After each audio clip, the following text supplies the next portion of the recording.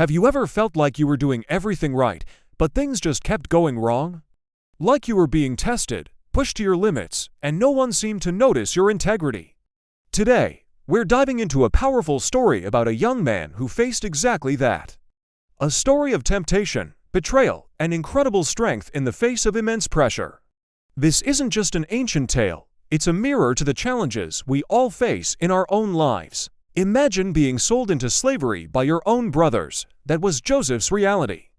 Stripped of his home, his family, and his freedom, he was taken to a foreign land, Egypt, but even in this dark place, Joseph had a remarkable quality. He excelled at everything he did. He was trustworthy, diligent, and had a spirit of excellence that couldn't be ignored. His master, a high-ranking official named Potiphar, saw this. He saw the integrity in Joseph's character and the success that followed him. Soon, Potiphar trusted Joseph with everything. His house, his fields, his finances, everything was under Joseph's management. Potiphar didn't have a worry in the world because he knew Joseph had it all under control. For a moment, it seemed like Joseph's life was turning around. He had found favor and was rising, even in a land of strangers. But with great trust comes great responsibility, and sometimes great temptation. Potiphar's wife began to notice Joseph. She saw more than just a capable servant. She saw a handsome young man. Day after day, she would watch him. Her admiration slowly twisted into something more dangerous, an obsession.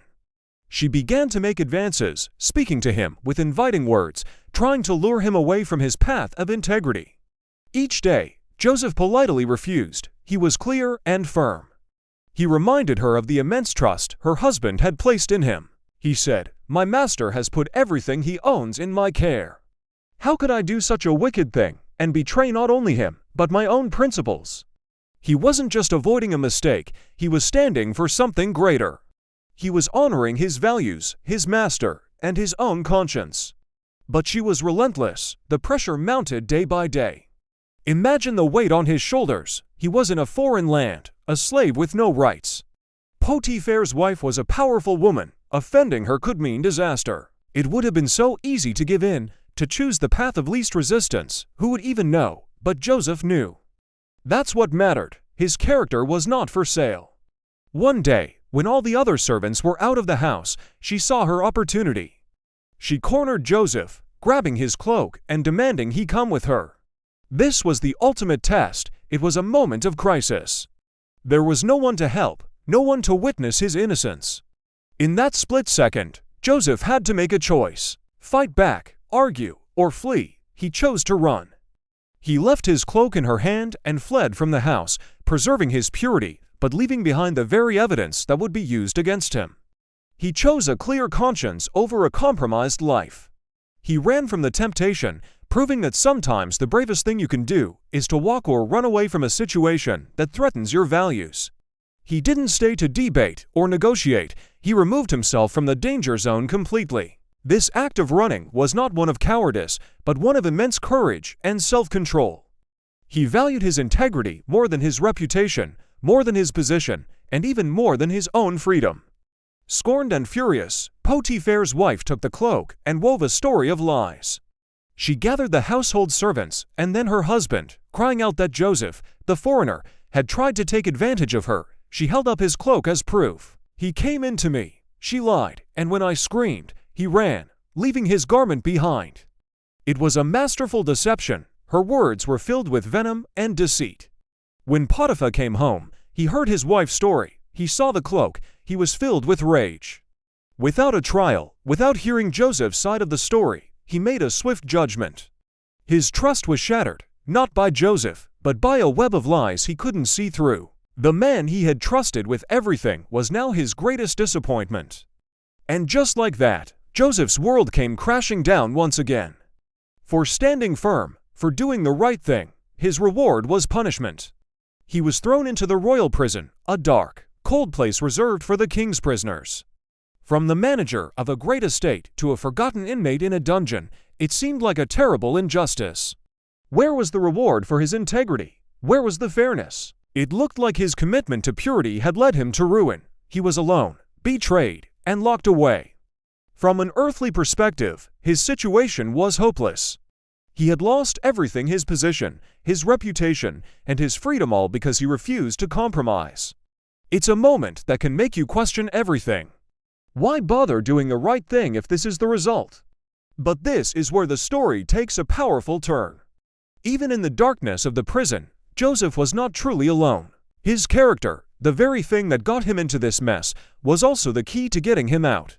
He didn't become bitter or resentful. He continued to live with integrity, even in the worst of circumstances.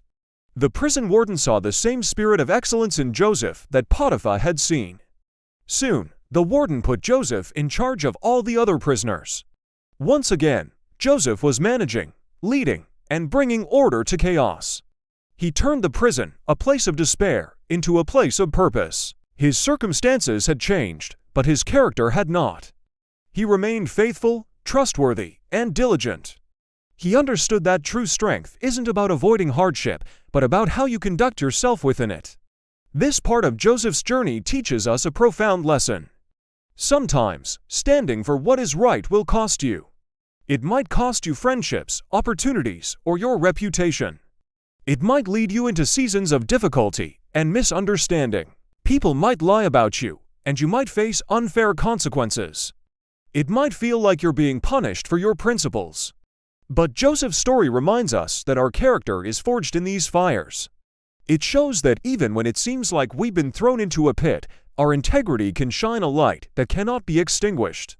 The prison was not the end of Joseph's story. It was a crucial part of his path to a greater destiny. It was a training ground that prepared him for what was to come. So, what can we take away from this? Joseph's story is a timeless reminder to guard our hearts and our integrity above all else. When temptation comes, and it will, we can choose to flee, to create distance from what seeks to compromise us. And if we face unfair consequences for doing what's right, we must not lose hope. Hold on to your character, because it is your most valuable possession. Just like Joseph, even in our darkest moments, staying true to our values can lead us to a purpose far greater than we can imagine. His story didn't end in the prison, and neither does yours. Thank you for joining me on this journey today. If this story resonated with you, let me know in the comments below. Don't forget to like this video and subscribe for more stories of strength and hope. Remember, your character is your destiny. See you next time.